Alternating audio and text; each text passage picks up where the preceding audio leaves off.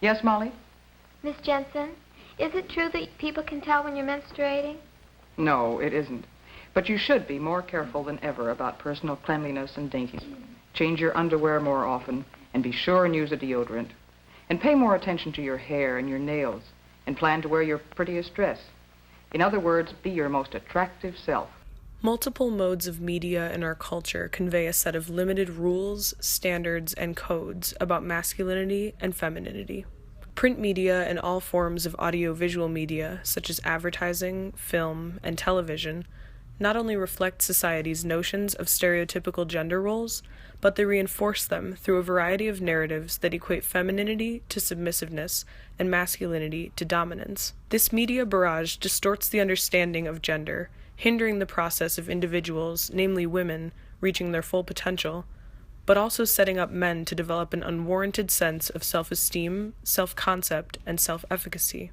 The film explores people's experiences of being bombarded by these exclusive narratives that so heavily rely on the idea of a binary when it comes to beauty standards and expectations about gender, gender roles, expression, and identity. The goal is to break down that binary that has been created and to explore the effects that various modes of media have on our self-perception, ambition, and presentation of self.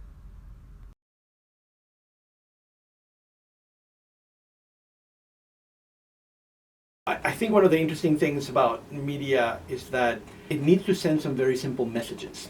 And part of the problem with that is that it tends to limit how gender is sort of portrayed. Assigning, genders to colors and toys ends up being really problematic later in life when somebody starts to differentiate from that norm, because it's more or less like, oh, no, that's for boys, that's for girls. I was lucky enough, as a kid, with growing up with my brother, I could play with Legos with him and play with all his boy toys. But I feel like my parents would have given him some looks had he been playing with my Barbies. I played with Legos a lot as a kid, and there's been a big push by them recently, I know, to sort of open up the doors more to Legos for girls. They design Legos for girls so differently than they design just Legos, which we're to assume are Legos for boys. You'll find that sort of the narratives around, toys, masculine toys, are, you've got all these sci-fi things and these fantasy things, and he's fighting aliens, and he's the police underground fighting pirates, just cool things. And then the narratives that they assume that girls want to hear are, it's a house, she has friends, these are her pets, and a dishwasher.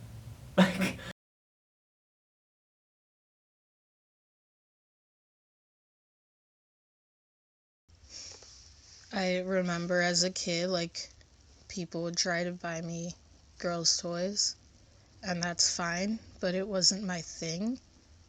And even if it was my thing, the encouragement of it, and then the denial of boy toys stunts the growth of a lot of potential. Trying to be fit into very lacy and frilly dresses and bright pinks, it led me to one of those phases where I hated the color pink, which I guess I regret now, but at the same time, we're all taught to hate femininity, so it was expected.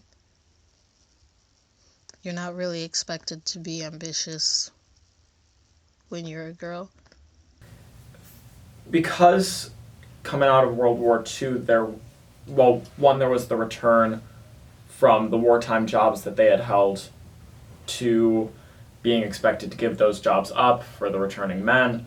And then with that, there was this boom in American consumer production, and so they were sold the latest dishwashers and dry cleaners and steamers and Tupperware, and there was this huge boom in domestic goods that were marketed primarily to women. The soap ads that went with them seemed to be describing life on some other planet. One asked the question, "Are you immaculately dainty when your husband comes home from work? Don't let perspiration odors spoil your attraction for him. Just before he's due to arrive, whisk off your clothes and plunge into a refreshing bath." You, said the government in 1942. There's a war on. Out of the kitchen. Into the aircraft factories. Uncle Sam needs you. You, said the government in 1945. The war's over. Put down that blowtorch.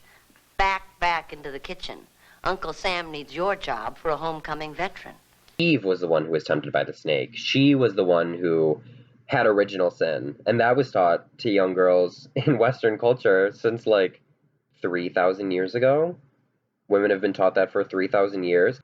Women's gender is always being paired with this taboo sexuality that no one gets to talk about, teaching them to be submissive to men. It just teaches girls from a young age that they're less than. And so this whole idea of masculinity as necessarily aggressive and femininity as necessarily submissive or subordinate to, the whole idea that women are subordinate to men because of biological, social, cultural traits that have been historically attached to men. All of those things have been, this is a word we use in cultural studies, they have been naturalized. My students love saying the phrase, "It is what it is, Carmelo." And I keep saying, no, it is not. The other thing that is really interesting about advertising is that it is very much connected to identity. That it is constantly telling you, since you're like this, you will like it. And so part of what happens with advertising is that we are constantly being bombarded by ways of representing ourselves.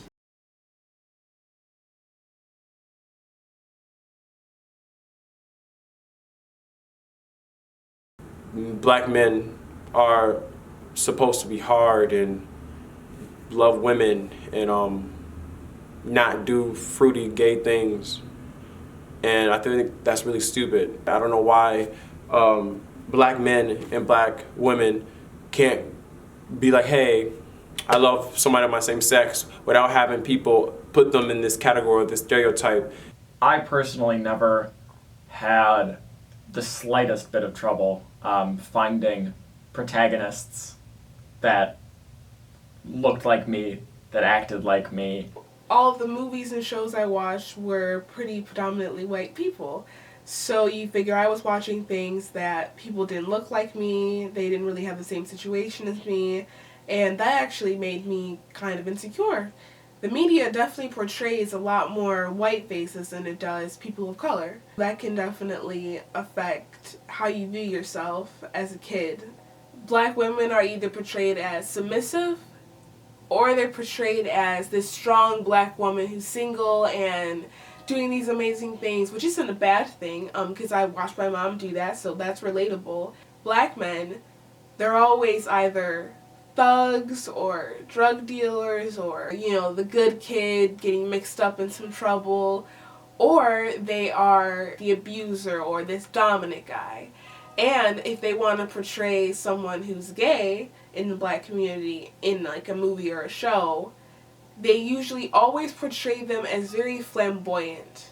Why do we have to be portrayed as like thugs or people who shoot up people or some other stupid bullshit like that? Why can't we be gay, go home to our families and have them not judge us? I think that people should try to push towards not having this concept in their mind that black men have to be this certain type of way, because that put people in boxes. So when I first started doing theater, I was in 6th grade and I was terrified.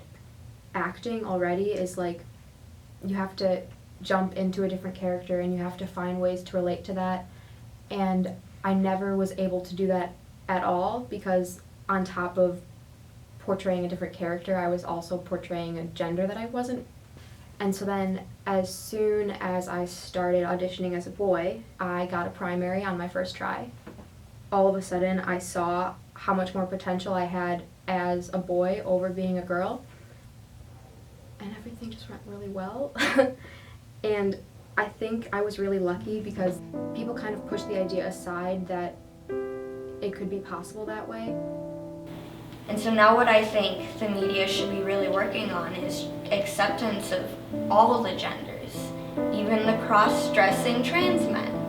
I am still a man, but when people watch the media and all that, even the loved ones still see you as female because of the makeup and because of the clothes. That's where we need to work on it. We gotta do better.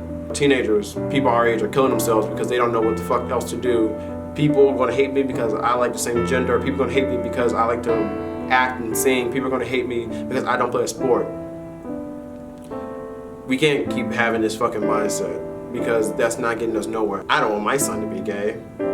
Why not? That's still your son. Nothing changes when somebody's gay. Nothing changes when somebody's bi or lesbian. That's still them. It's just they're finding love with the same gender. Part of the way gender has worked historically is that it has always been seen as if it's natural. And one of the fascinating things that happened in the last 30, 40 years in sort of intellectual circles is to rethink that. A lot of boys that have come into the theater came into it thinking that they were going to be bullied or that they were going to be shamed, and then they weren't, and then they learned a lot about themselves that way because they weren't. I think a lot of people were terrified that like maybe it was going to make them gay, and then it does make them gay, and then they're like, oh my god, being put into that group of people that like they were so terrified of being comfortable with actually made them realize how much they were hiding from themselves. There's such small amounts of body representation. Like there are so many different types of bodies when it comes to cis guys, cis girls, intersex people, trans women, trans men, non-binary people, and when they only have really beautiful cis-passing trans women. I love Laverne Cox to death, but not every trans woman is going to look like her. Not everyone is going to be able to pass as beautifully as she can. Passing in itself is such a destructive concept in and of itself, because it's like, oh, yeah, you're trans. If you can't pass as a cis person, then what's the point? When I met my fiance Nani, I had an immediate connection with her and knew that she was somebody special.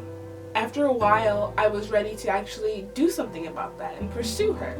When I considered myself bisexual, a lot of people had their perceptions of, oh, well, you seem like the type of girl who just had her share of guys and just changed their mind, or you just need to pick one, or all the things they say about bisexuality, but that was not the case because people don't know me.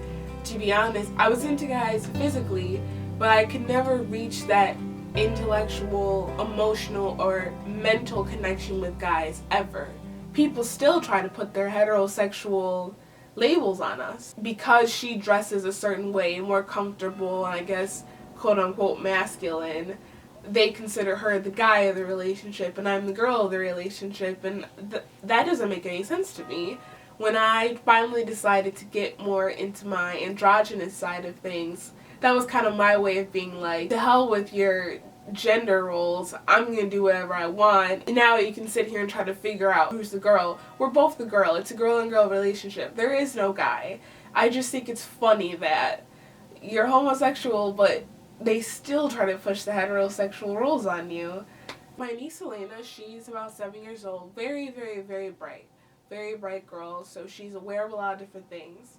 I have definitely noticed that that gender roles are put on her. She will say things like, oh, well, that's for guys, or like, this is for girls. Girls like pink or wear dresses, girls play with Barbies, and guys do this. I've seen it on her, however, I feel like because she is so smart, I would like to expose her to different things. I think it's great that she's seeing my relationship with my fiance, because she has said out of her mouth that love is love and that we love each other. I have a friend who is a trans male named Cam, and Cam is a feminine trans man. If you didn't know he was a trans male, I can understand why you would assume that he was female. So when Elena asked me about it, I didn't feel the need to lie, and I said, no, Cam's a boy. He prefers being called him and he. I just left it at that. I couldn't get all into it, but I just told her, like, you know what, it's him, like, it's him, he. that's how he likes to be referred to. That's what he feels is in his heart, you know. I remember once Elena said something about two heterosexual people being together, and I said, well, you know, two girls or two guys could be together too. This was before my engagement. And I remember my mom saying, why would you say that to her? And I'm just like, why not? I don't want her to grow up how I grew up, not seeing it normalized, so thinking it's a problem. That's a problem. We don't normalize homosexuality or breaking gender norms, so then we continue to have a generation of people who aren't growing and are still ignorant and believe in the same thing.